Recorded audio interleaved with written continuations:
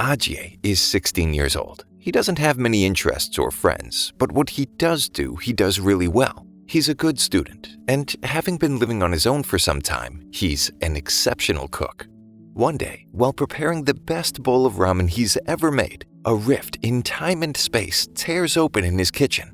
A woman emerges, transforms into a child, and then introduces herself as Dora, a summoned spirit. She's hungry and gets to work devouring all the food he's got. She's an uninvited nuisance, and he wants to get rid of her. Naturally, he decides to flush her down the toilet. Her immense power, however, cannot be flushed. Dora claims to be 3 million years old and informs him that he had in fact summoned her with his food offering. Whatever, he's got things to do and heads out to go to school.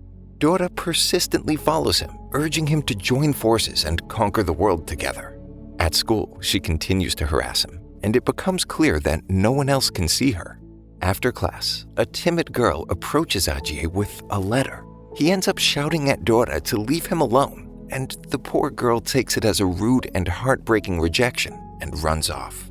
Dora transforms back into her complete form and explains that if he doesn't sign a contract with her, she will be condemned to wander the world as a ghost before fading out of existence forever. Overwhelmed, Ajie starts to succumb to her guilt trip.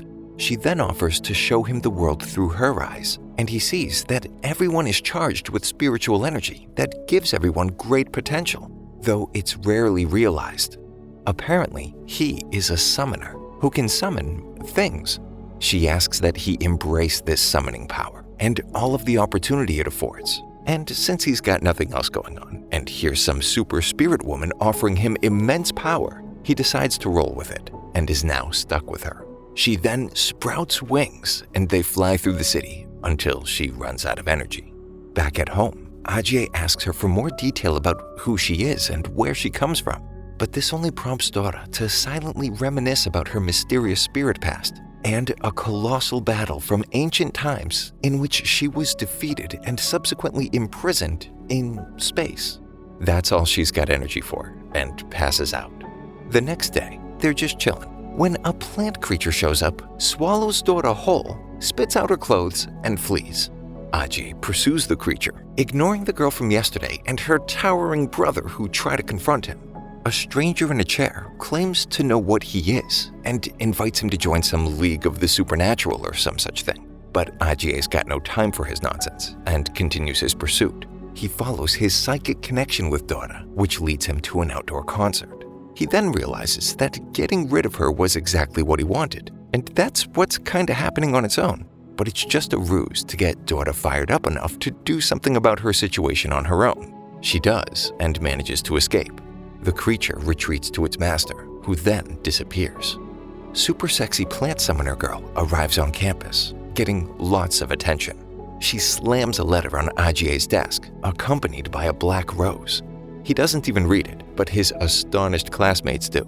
It's an invitation to meet in the forest after school. He goes, and they all follow him. The plant life of the forest then entangles the would-be spectators, but parts a clear path forward for Ajie, leading him to the summoner, calmly waiting for him in a patch of roses.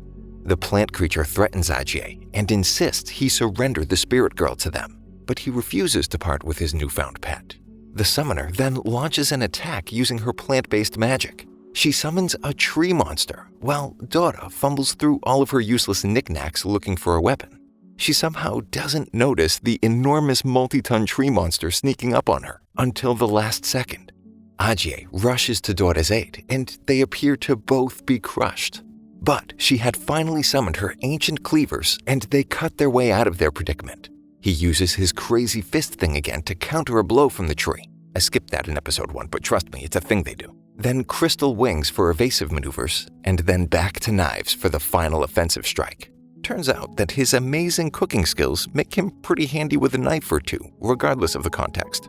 Dora moves to attack the summoner directly, but Ajie intervenes, stopping her, as he notices the presence of multiple tree monsters. Instead of engaging in battle, Dora invites them over for ramen, and they all head to Ajie's place to eat.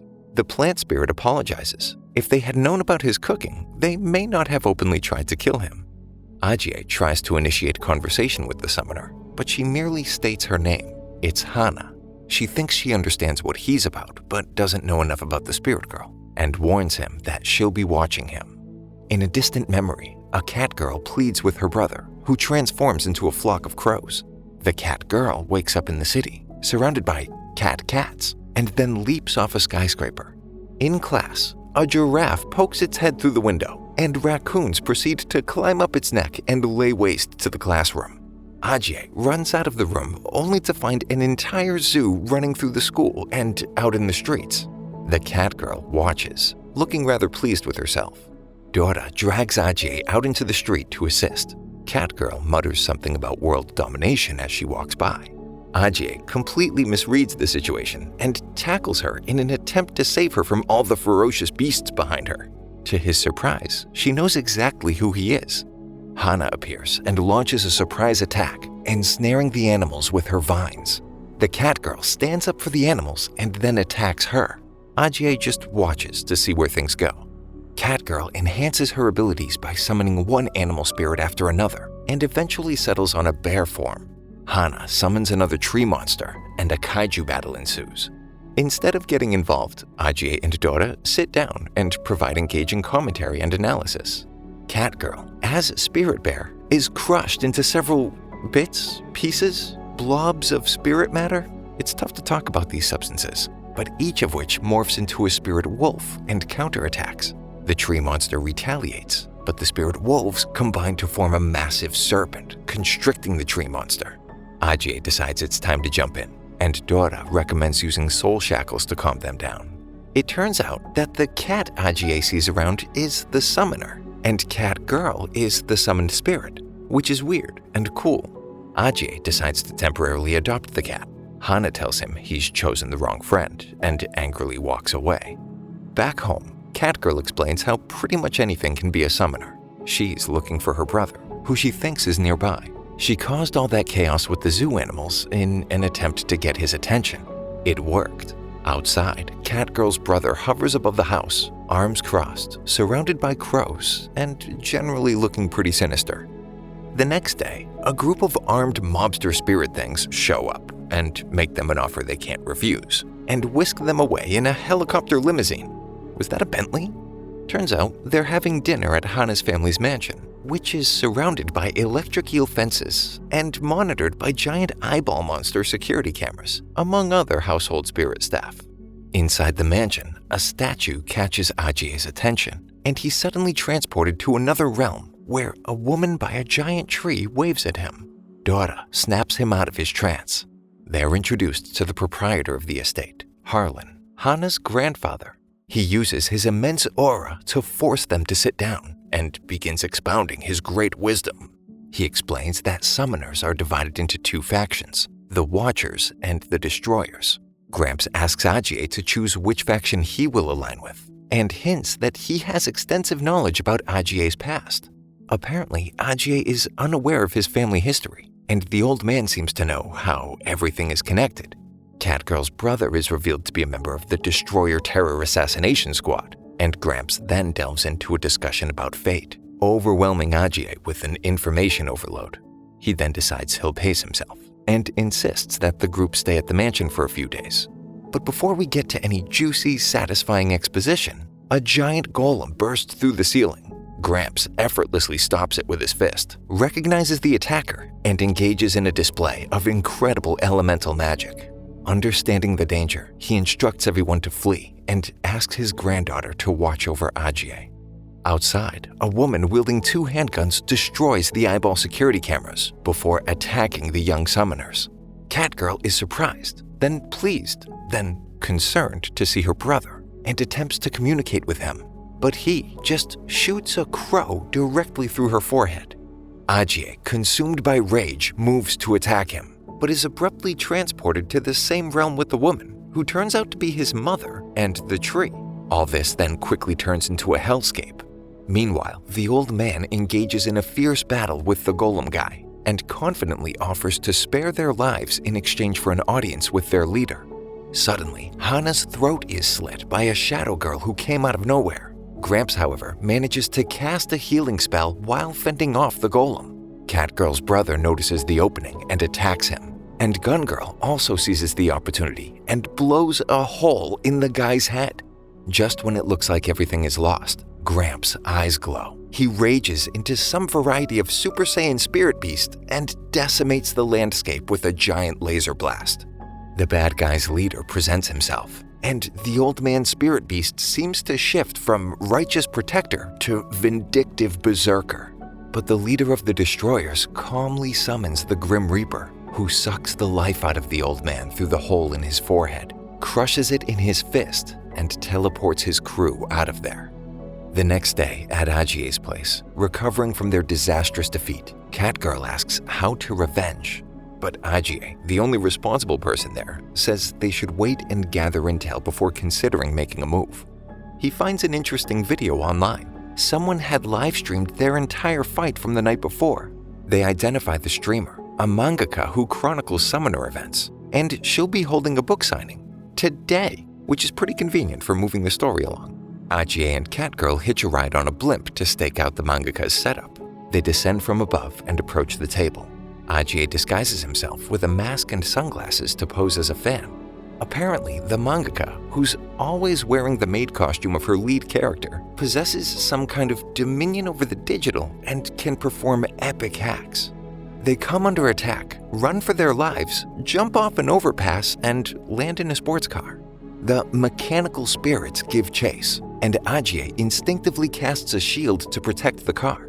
The robots intensify their attack, launching an explosive barrage that prompts Dora to use her wings to rescue everyone as the bridge ahead is destroyed. To counter the robots, the maid unveils another surprise and sends a tractor-trailer hurtling towards them. Despite her efforts, the robots recover and destroy the truck. Undeterred, the maid transforms her phone into a game controller and hacks the truck bits into a giant mech to confront the robots head-on. Success. Unfortunately, there's a hole in Optimus Prime, which is leaking fuel, which then catches fire and subsequently explodes. In a gesture of camaraderie, Ajie invites the maid, now understood to be a boy named Stan, to join their team, and they all proceed to Stan's mobile base. They return to the mansion to inspect the wreckage for more leads. Stan employs his summoning abilities to hack into a virtual model of a defunct eyeball camera. They discover that the destroyers use little wormholes to portal about. As they investigate further, they realize that the leader of the destroyers has the power to assimilate both summoned spirits and human souls. Exploring the giant hole left by the destroyers, Stan's virtual reconstruction reveals an underground storage facility filled with captive spirits. Ajie notices a stone that seems out of place among the rest of the rubble. They realize that it's a piece of the golem guy. Catgirl identifies the scent of a rare flower on it, a lead. There's only one place in the region that particular flower grows. In the mobile base, Dora reveals that her memories are distorted and difficult to recollect. Stan had discreetly conducted a scan of Dora's body, kinda creepy, and determines that her memories have been deliberately sealed away. The next day, as they approach their destination, they encounter giant stone pillars and have to leave the vehicle behind. They come upon a small, dilapidated, and uninhabited village. In the distance, they see a field of flowers with a single creepy house in the middle. Catgirl notices something and tells them to hide. A pretty regular-looking dude walks out of the house with a hoe. He proceeds to whack the earth with his hoe, while Stan runs facial recognition on him, but it takes forever out in the boonies. A vole pokes its head out of the ground, which freaks Dora out, and she screams. Thinking they've betrayed their presence, Ajie stands up, and the friendly flower farmer waves. The guy is surprised and delighted, since he almost never has any visitors for some reason. He doesn't see Dora, which confirms he isn't a summoner after all. He tells Ajie that he's been living there alone, cultivating the rare flowers for a decade. A storm begins to blow in, which pisses the dude off since it's damaging the flowers. His reaction seems a little out of proportion. Screaming into the wind, he rips off his shirt, just as Stan's facial recognition finishes. The dude turns into the golem guy, loses control, and begins attacking them in a blind rage. Ajie and Dora try attacking with their spirit blades, which shatter against his rock body. Dora has another idea, but it's gonna take a while to summon, and she and Ajie will be pretty much useless for a bit. Catgirl moves in to try her hand, but is quickly kicked aside. Stan squares up, dodging all of his attacks while listing off his personal details, as if he was reading it from a trading card, which only further infuriates him. The resulting tantrum blast disturbs the ground, revealing the bones of the dead villagers. Just when it looks like it's lights out, Dora successfully shares her fighting expertise with Ajie, and he suddenly knows how to use her entire arsenal of spirit weapons. Stan tells him to attack the core, which is obviously the thing chained to the center of his chest, and he goes in for the kill. The guy's rock armor shatters, and he's back to just being a dude, weakened and near death. He claims that if they kill him, it will only make things worse, and launches into a backstory about parasite spirits which take control of their host. That's what he's had since birth. When he was a child, he couldn't control himself, and the villagers decided the only thing for it was to chain him to one of the rock pillars, where he survived by eating dirt. That is, until one village girl brought him food. They formed something of a friendship, and she continued to feed him. She gave him a flower seed, which started growing out of his arm, which is weird. Like 20 years go by like this, with him chained to the rock, while famine nearly starves the entire village to death. They blame him, grab their pitchforks and such, and start beating him. His feeder friend tries to defend him, only for an old woman to inadvertently murder the girl. This seriously pisses him off, and he loses control to the parasite spirit, transforming into the rock golem dude. He breaks his chains and proceeds to wipe out the entire village in a fit of rage. Their decomposing bodies are what nourish the soil from which the flowers grow. He claims that if he dies, then the evil parasitic spirit will be free to unleash its full power, right before it goes ahead and does just that anyways. The leader of the destroyers detects the spiritual disturbance. It turns out that he had been the one who sealed the spirit in the first place, having found him the day he rampaged the village. The giant rock golem swiftly defeats Stan and the cat girl. Ajie hurls a spirit spear through its head, but it merely laughs off the attack. Dora lends Ajie her power, enabling him to summon an absurdly large sword that just shatters upon impact. The golem lands a direct blow on Ajie, and he's out. Again, his consciousness awakens in the weird, where he sees a crystal in chains, and when he touches one of the chains, it vanishes. Dora tries to hold off the golem while Ajie has his fever dream, even though the friendly farmer guy is now dead. Maybe seeing Dora defend Ajie reminds the monster of the girl who fed him, and he's moved emotionally, but proceeds to punch her anyways. Ajie then finally does the obviously necessary thing to do and touches the crystal. Dora is encased in a chrysalis of spirit matter and summons Rain of Swords. She undergoes a transformation, assuming a far more intense form and disposition. She employs Judgment of Heaven, and a colossal blade descends from the sky and obliterates the golem.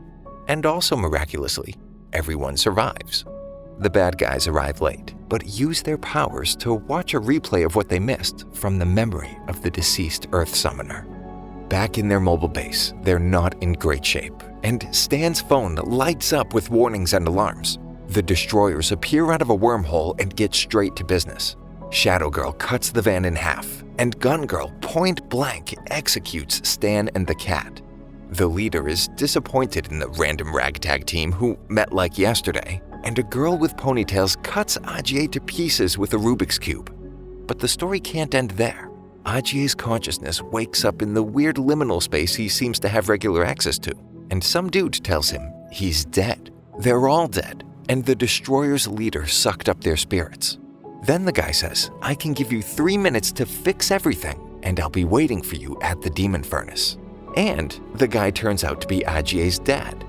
He reawakens back in the van, beat up 3 minutes before their imminent demise, and tells the team what's about to go down. And they apparently believe him because when Shadow Girl cuts the van in half, they're not in there, but a bomb is. They managed to switch vehicles. Don't ask how, just roll with it like Ajie does.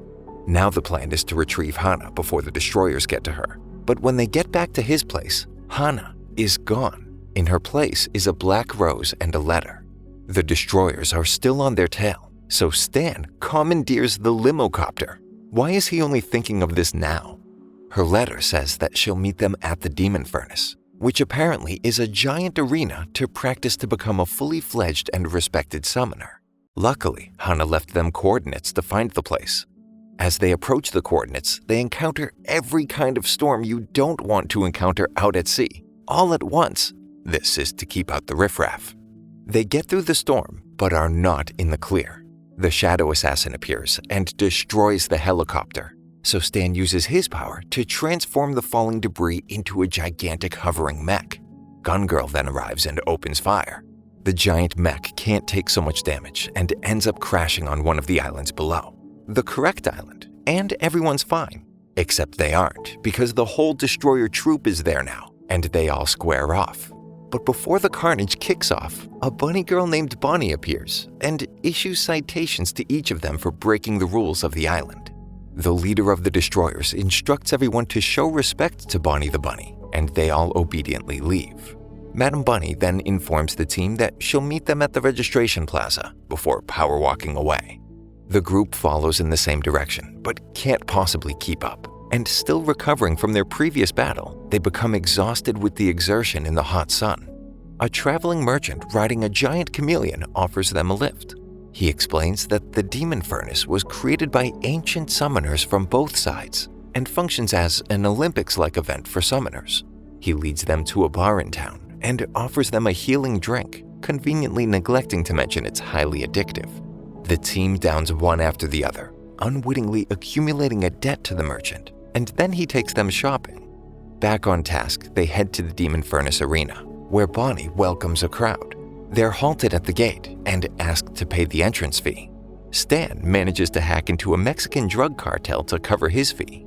The others proceed to gate number 2, which allows entry based on the doorman's standards for beauty. Dora assumes her complete form and successfully gets herself and Ajie through. Catgirl is redirected to gate 3, which entails a strength test for entry. Bear form, no problem.